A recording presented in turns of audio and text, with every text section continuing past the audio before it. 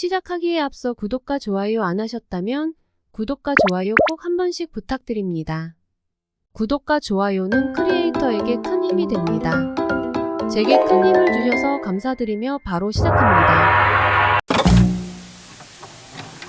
6월 A매치 2연전을 마치고 페루 감독이 한국과 일본을 비교하며 작심 발언한 사항이 크게 화제가 되고 있습니다. 자세한 내용 살펴보겠습니다. 페루에게 0대1 패배를 당한 한국과 달리 일본 대표팀은 페루를 상대로 4대1 대승을 거뒀습니다. 또 일본이 엘살바도르를 6대1로 이긴 것과 달리 우리 한국 대표팀은 1대1 무승부를 거두며 많이 비교가 되고 있는 상황입니다. 이에 국내 축구팬들은 클린스만을 향한 분노와 아쉬움을 토로하기도 했습니다. 지난 22일에는 이례적으로 클린스만 감독이 국내 축구팬들을 위해 기자회견을 자청하여 지난 3월, 6월 A매치를 치룬 소감, 앞으로의 방향성 등에 대해 발표하기도 했습니다.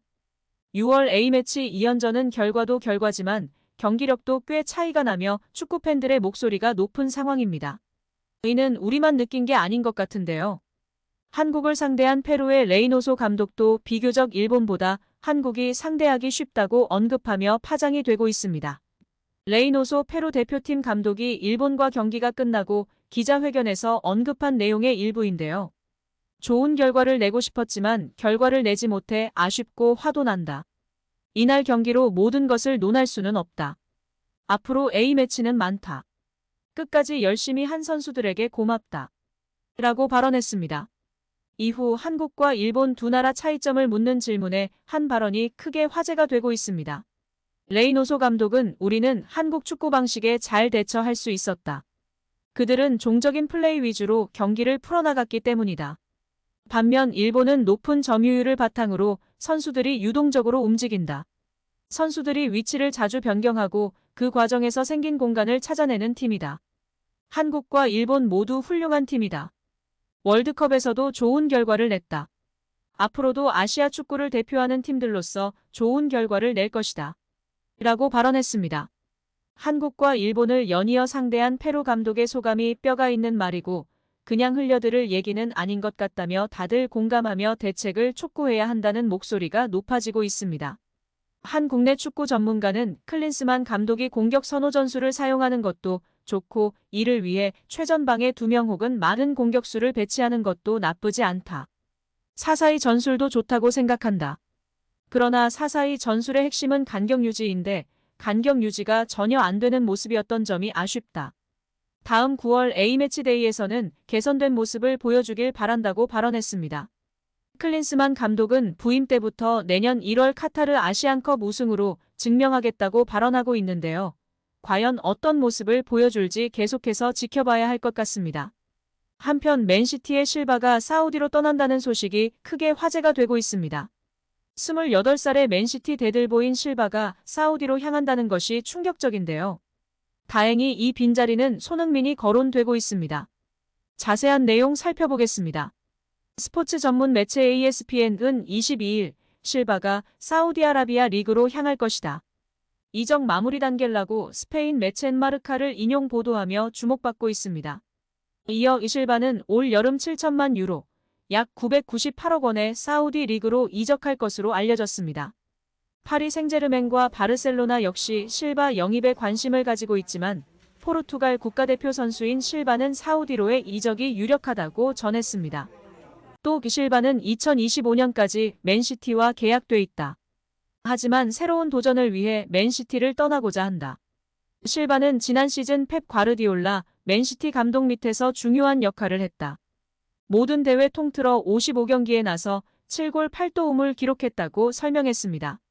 앞서 크리스티아노 호날두, 카림 벤제마, 은골로 캉테, 후앙 네베스가 사우디 리그로 무대를 옮겼는데요.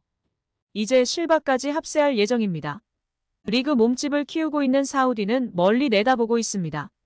ESPN은 사우디는 이웃나라인 카타르를 따라 2030년 월드컵 개최를 위한 입찰 준비를 하고 있다고 설명했습니다. 2017년 맨시티 유니폼을 입은 실바는 올 시즌 팀의 트래블 역사를 함께했습니다. 프리미어리그 정상에 오른 맨시티는 잉글랜드 축구협회 FA컵 결승에서도 맨체스터 유나이티드를 꺾고 우승했습니다. 여기에 인터밀란을 꺾고 대망의 챔피언스리그 트로피까지 획득하며 트래블을 달성했습니다. 사우디 리그는 은퇴를 앞둔 선수들이 가는 곳이란 분위기가 짙었습니다. 그러나 최근엔 기류가 달라지고 있다는데요. 황희찬의 동료 울버햄튼의 후앙 네베스에 이어 정상급 미드필더 실바의 영입까지 코앞에 두며 리그 몸집 키우기 성공적인 방향으로 가고 있는 사우디 리그입니다. 특히 자금력이 탄탄해 선수들의 마음을 사로잡기엔 문제가 없는 상황입니다. 이와 비교되게 손흥민 선수는 사우디 이적설과 관련하여 지금은 돈은 전혀 중요하지 않다. 대한민국 주장은 사우디에 가지 않는다. 프리미어리그에 남아 할 일이 많다. 다음 시즌에는 더 좋은 모습을 보여주겠다고 발언하며 화제가 되었습니다.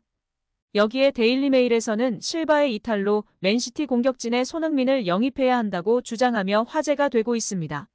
한편 데일리메일은 실바의 이탈로 인한 공백을 토트넘의 손흥민 선수가 메꿀 수 있다고 보도하여 화제가 되고 있습니다.